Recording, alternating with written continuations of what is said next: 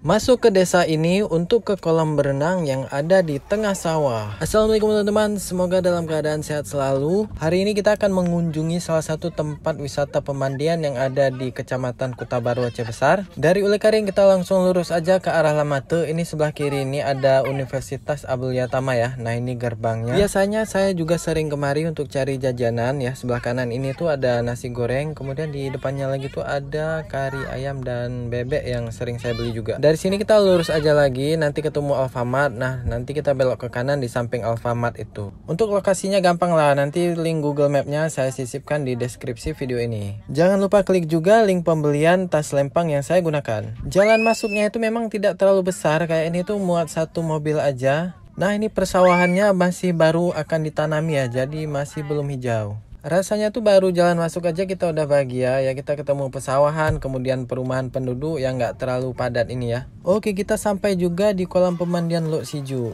Ini tepatnya di hari Sabtu ya, rame juga ya, tapi nggak serame di hari Minggu. Ini anak-anak langsung nyemplung aja dan kita harus siap untuk mengawasi mereka ya. Beberapa kali saya pergi, untuk airnya tuh selalu bersih dan kolamnya tuh dirawat dengan baik ya. Yang saya suka dari kolam ini tuh berada di tengah sawah, jadi sekelilingnya itu pemandangan sawah. Untuk tiket masuknya itu 5.000 aja per orang. Di sini kalian bebas bawa makanan dari rumah, tapi ternyata juga banyak cemilan di sini ya, dan murah-murah juga. Tempat duduknya juga banyak, itu pondok-pondok, di bawahnya ada kolam ikan. Nah untuk hari ini kebetulan memang cuacanya itu agak mendung tertutup awan ya, jadi ini anak-anak bisa mandi agak lama. Oke, setelah puas mandi-mandi dan makan siang di sini, ini kita langsung pulang aja. Ini kita lewat di jalur sebelah kirinya, jadi bukan di jalan masuk tadi ya. Jalan ini kayak memang muat satu mobil aja, tapi saya pernah ketemu truk di sini dan bisa berpapasan, tapi ya pelan-pelan gitu ya. Oke lah, sampai di sini aja videonya. Kalau ada pertanyaan silahkan komen aja di kolom komentar. Jangan lupa juga cek deskripsi video ini. Sampai jumpa di video selanjutnya.